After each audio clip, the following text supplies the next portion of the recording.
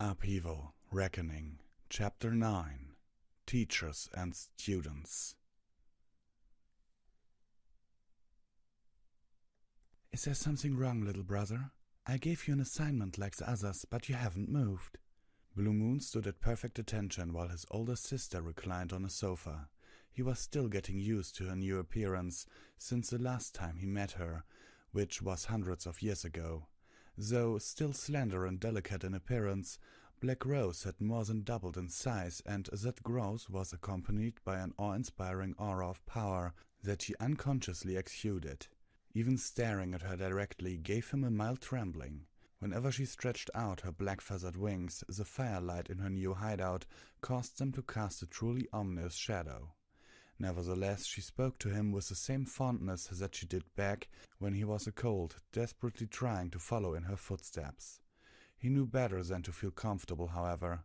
For his entire life he had never seen his sister angry or upset, but he had seen her mercilessly bring about the deaths of hundreds of enemies. "With your permission, I would like to understand something first," he replied. "Of course. What would you like to know?" "Celestia's barrier is down, and Equestria is on the path of reunification. The Woven have fled, and there doesn't seem to be any imminent threats from Osinium and Ophides. You've accomplished everything you set out to do." "How kind of you to say so." Black Rose smiled and dipped her head slightly as if Blue Moon had just complimented her mane. "However, I have not accomplished everything. Indeed, I have only won minor victories so far." "Do you really need Princess Celestia's power for your remaining goals?" "I didn't take her power as a requirement for my other goals, little brother. I did so because she was miserable underneath the weight of her responsibility. Princess Celestia lacks the proper disposition necessary to rule over Equestria, and it will cause nothing but misery to continue to expect so much from her. My ascendance is not a matter of ambition, but simple logistics." "And I believe in your assessment. It's just that I would be more at peace if the methods you used were more indicative of your goal of helping Equestria, High Commander." "Come now, Blue Moon. Didn't I tell you that you may call me Big Sister when we are alone?" Blue Moon didn't respond to that. A look of disappointment crossed his sister's face. "I frighten you as well, do I?" she asked. "Would it put you more at ease if I told you of what I plan to do next?" "Yes." "Then listen closely." Blue Moon stepped forward and knelt before Prince Terrado. He had felt the Alicon's magic come upon him the moment he entered the audience chamber. It was only when the prince relented by not slaying him did he relax a little. His lack of defenses had paid off, and he could say what he had come to say without being smashed into a bloodstain. "Before I even bother listening, you'd better explain yourself," Terrado said. "As silly as it may sound, I'm not going to just believe that the leader of Black Rose's Special Tasks Group and her younger brother just decided to betray her on a whim." "It was Black Rose who betrayed me, Your Highness," Blue Moon said. "I supported her because I believed she had the good of Equestria as her goal." He shifted his gaze to Celestia. "I believed that the barrier was wrong and that Equestria needed to be reunited. I even agreed with her plan to take away Princess Celestia's power to bring about those changes. However, I cannot support her now that I've found out what she's planning." "And what exactly is she planning?" Terrado asked. Blue Moon paused. He had spent so long serving his sister and convincing himself that he was independent of her, but it was only now that he was finally going to be able to separate the two. "Your Highness, Black Rose plans to utilize the Blasphemous Rift." The only outward sign of whatever Terrado felt towards the news was a darkening of his expression. Next to the prince, Celestia clenched her jaw tightly. Blue Moon guessed that it was all she could do not to start trembling. "How does she plan on getting in there?" Terrado asked. "Not even Celestia's full power can open the seals placed on the Blasphemous Rift." "She devised a method after going through the library of Lexarius. As to what it is, I cannot say." Blue Moon looked aside briefly. "She would not trust even her highest officers with that." It was Terrado's turn to fall silent for a while. When he finally decided to speak, his voice betrayed nothing of the tension around him. "Dreadstep, have Blue Moon hornlocked and imprisoned," he told the fort's commander. "I want him heavily guarded by your strongest unicorn magi at all times." "At once, Your Highness." Dreadstep replied. The old stallion didn't even have a questioning look in his face despite all the information he had just heard. Terrado turned towards Blue Moon. I'm sure that won't be a problem for you. I need to verify your information and keep you available. Blue Moon kept his head bowed. I fully expected this, Your Highness, he said.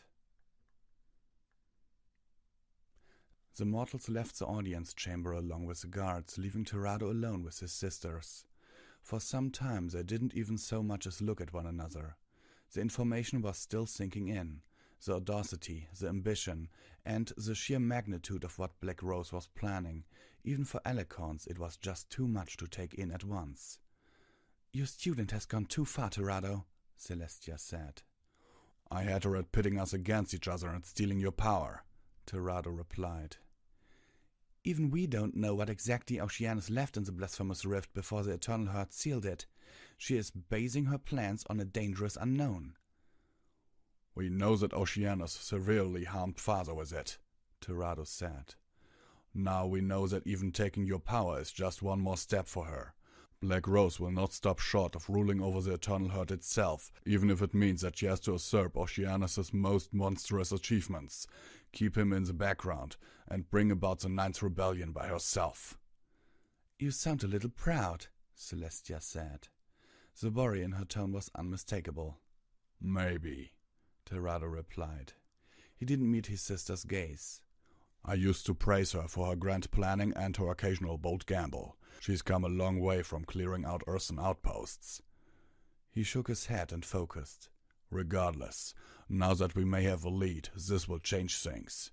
I'm going to have to move more of the Legion to the Heartland, so we can monitor the entrance to the Blasphemous Rift. Terrado could tell that the first part of the plan didn't sit in well with Celestia. She had likely hoped that he would keep the presence of his legionnaires in the Heartland to a minimum. Then there was a Blasphemous Rift.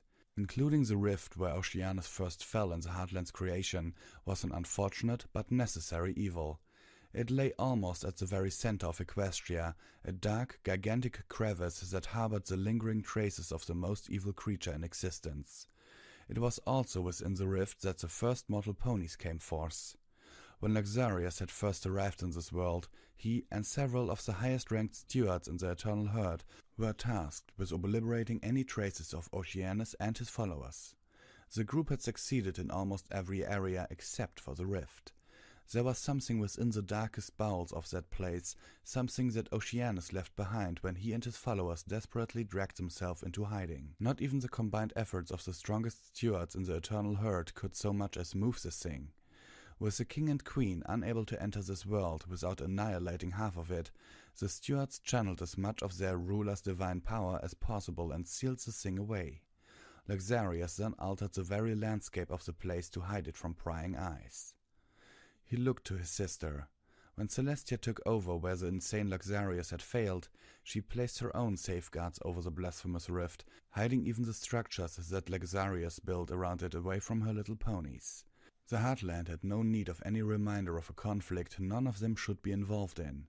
Let Oceanus be hidden away until the time of his final defeat arrived. There was still one more puzzle to Black Rose's plan. How was she going to get inside the rift? His former student was a cunning, manipulative mare with the power of an Alicorn princess, but the seals that barred her way represented the authority of the Eternal Herd itself. Celestia, he said. It took a few seconds more before Celestia realized that he calling her attention. Yes? She asked. Perhaps it's time to bring the Eternal Herd into this. I can open a gate and— No! Celestia's tone brooked no argument. If we call for aid and mention the Blasphemous Rift, that zealot Gravitas will insist on bringing an army to this world. How much will be destroyed because of his methods? No, I will not call out to the Eternal Herd unless this world is truly on the verge of destruction. You've opened a gate before, Terrado said. And it was foolish, reckless and paranoid thing to do, even if I only called out a small number of enforcers. Gravitas will bring so much worse without any concern of what it would do to this world or how the other heavenly realms will react. I doubt that the king and queen will not allow their general to act so rashly. Celestia's brows furrowed. If I could say without a single doubt that father and mother's foremost concern was protecting the ponies that sprang from Oceanus, I would not have insisted on staying after we cast Lexarius into Vestibulum. Tirado shook his head. Stubborn, he muttered. Fine, we'll do everything we can to make sure that the Eternal Herd isn't involved any further. Moving on, I'm going to the Heartland soon. You should come with me. There's only so much reassurance that Luna can provide in your absence. Celestia nodded. May I ask you something, Tirado? She asked. What is it? You've kept Twilight and her friends together in the group before. Why are you separating them now? I don't need them together right now. They'll serve the Legion better in their respective fields instead of hanging out as a group doing nothing. Celestia frowned. The elemental foci shattered clearly due to a lack of harmony on their part, she said. How can you expect them to mend their bonds if you keep them apart? Because I want them to depend on each other, not to be dependent on each other. Tirado snapped. He let out a sharp exhale. They've been together for a long time. They even got banished together. That's all well and good, but I want them to think for themselves this time. I want them to think carefully of where they stand with all the changes in their world. If, as a group, their whole is greater than the sum of their parts, then strengthening them individually should produce greater results. And what if they drift apart further? They are the elements of harmony. I believe in the strength of their bonds. Coddling them will accomplish nothing. Their bond should be tempered with some isolation and conflict in the same way steel is tempered with fire and hammer blows. These are living ponies you are dealing with, Tirado, not lifeless weapons. Their bonds should be nurtured and sustained, not strained until they break. Tirado matched Celestia's indignant glare with a hardened one of his own. Those ponies have been under your care for a long time, he said. The results haven't been good enough against what they've had to face. It's time I took care of things my way. Celestia reeled. Once more Tirado realized that he was going too far. The barrier was one thing, but for him to suggest that she had failed in properly guiding the elements of harmony— If they break from your rough treatment, there will be no turning back, she said. Ponies aren't like tools that you can just repair when broken. I've ruled over ponies too, Celestia. You've taken a look around.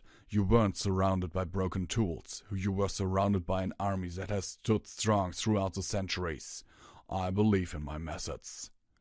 The greatest result of your methods knifed me with her magic and— Celestia stopped. Tirado, I'm sorry. I've been with your ponies and they're— Tirado put a hoof up. He looked far away and he spoke with a slight tremble in his voice. My student played you like a fiddle and then took what she wanted from you, he said. Hers is an intelligence and drive that Twilight Sparkle can only wish she had. He stood and walked to the doors.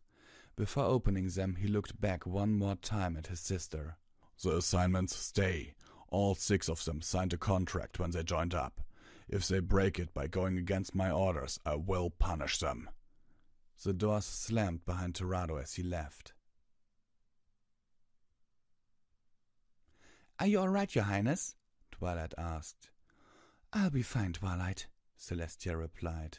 She walked into Fangbreaker's library with 6 armed guards in tow, each one likely hoof-picked by the prince himself.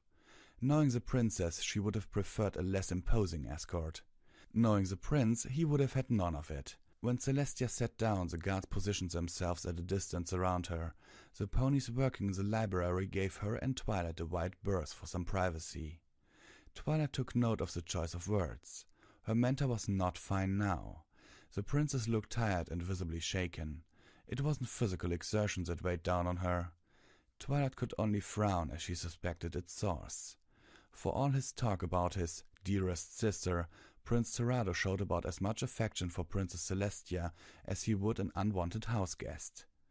For the rest of the afternoon, Twilight had returned to helping out in the library while preparations were made for their departure. The prospect of returning to the Heartland, to Ponyville, and her old home left her both elated and apprehensive. To see every pony in Ponyville again would be wonderful. She looked forward to talking with her neighbors, seeing all the familiar sights. Even the warmth of some place that wasn't so far to the north would be most welcome. But there were also things that she dreaded to see. how every pony would react to the ponies who had been banished and were now returning from a land of war and seeing the Legion's presence in their old homes. No matter how much she wished it were so, Twilight knew that going back to Ponyville was no return to how things used to be. Soon she would see how war would affect all of the Heartland. To make matters worse, she and her friends had a hoof in making it happen.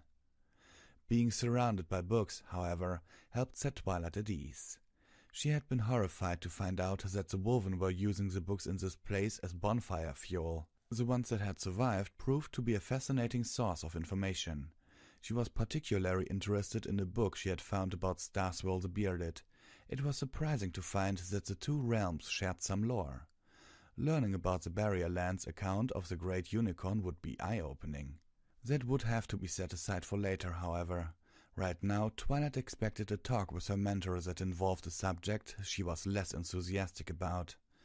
She moved to the princess's side, ready to offer her support as Celestia took a seat by one of the long tables. Twilight took a seat opposite of the princess. "Tell me more about the Spire Valor," Celestia said. "There was something peculiar in your tone when you were talking about her." "Spire Valor was the first pony I ran into when I first came here," Twilight said. She wasn't very enthusiastic about the topic, but she wasn't going to disobey the princess over something like this. "Landed on, to be exact. We didn't get along." Celestia settled into her seat and leaned closer to listen. She had to shift her weight a bit because of her size, but she was fine otherwise. "Yet she saved your life," she said. "Only because I was useful to her," Twilight replied. "We fought a couple of times. She hates my guts and I hate her too, but—" The intensity in Twilight's voice took Celestia aback. Seeing her mentor looking even more apprehensive, Twilight stared at her forelegs and pressed her lips together. Ever since she returned to Fangbreaker, her thoughts about the perpetually angry unicorn had been a confused and dark cloud in her head. She tried to think back to her fight with Spire Valor on that rooftop back in Bastion City, then during their fight with Nightmare Moon. Her feelings were much clearer during those times, clearer and purer. She had matched Spire Valor's anger with her own and used that to fuel her spellcasting. The world shrank when she fought Spire Valor. She traded an expansive view for a narrower, sharper one that she could only imagine once the fight was over. Now she was reminded of previous conversations with Vanguard. He had been adamant about treating Spire Valor as an enemy. It was only now that she really understood why. It was just so much easier. She knew what to do with a Spire Valor who wanted her dead. She had no idea what to make of a Spire Valor who had saved her life. "They're going to execute Spire Valor soon," Twilight said. Throughout her reverie, the princess had waited patiently. "They're just waiting for the rest of Fangbreaker's troops to arrive so every defender of the fort can see it. She's tried hard to kill me and I've fought back just as hard, but I don't want her to die. Certainly not like this." She looked desperately towards Celestia, hoping that her mentor would know an answer to put her at ease. "I don't understand, Your Highness. She's my enemy and she brought this on herself, but I just feel that if she dies, I'll lose something important." Celestia reached out with a hoof. Twilight trembled and closed her eyes at the touch. "It's all right, Twilight," she heard the princess say. The calm in that voice smoothed over the frazzled nerves and quieted the confused thoughts in her mind. She felt a tear spring to her eyes. Twilight opened her eyes a little. "Your Highness?" she asked. "You've done nothing wrong," Celestia said. "Showing respect, mercy, and even some admiration for an enemy is not a betrayal of what you believe in. You have seen some good among all the qualities that you dislike. Think about that." "But she's going to die soon." "Yet not everything she is needs to die with her. Have you tried to talk to her since her imprisonment?" Twilight's lips pressed into a pout. "She never has anything to say to me. If I try, she'll just call me a bothersome nag again." "She's attacked you with words, hasn't she? A few rude words should count for nothing, especially with her time so uncertain."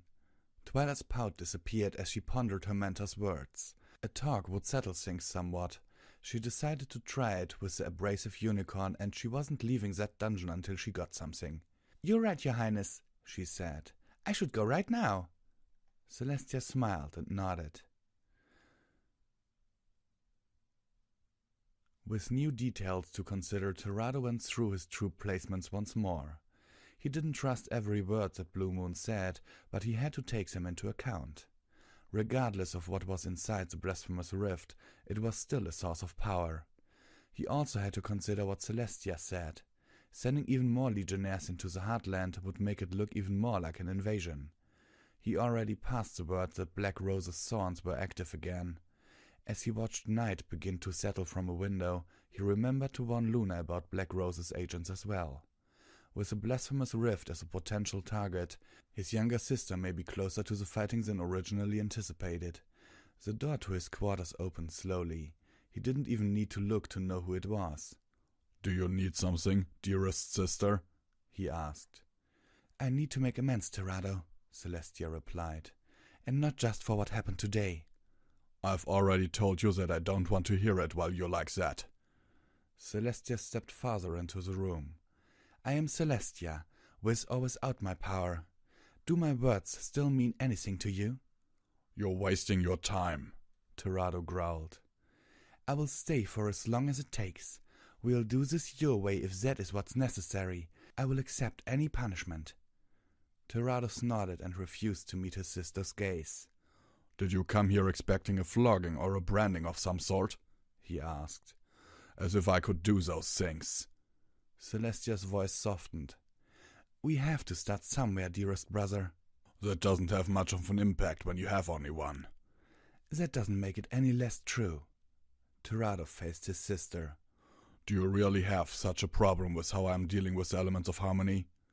"I'm willing to try your way," Celestia said with a smile. "But let me have a hoof in it as well." Terrado matched the smile this time. "Fine, let's see how we can work that in." The two of them settled down for a talk. Terrado glanced out a window as he did so, just to catch a glimpse of an especially bright moon out tonight.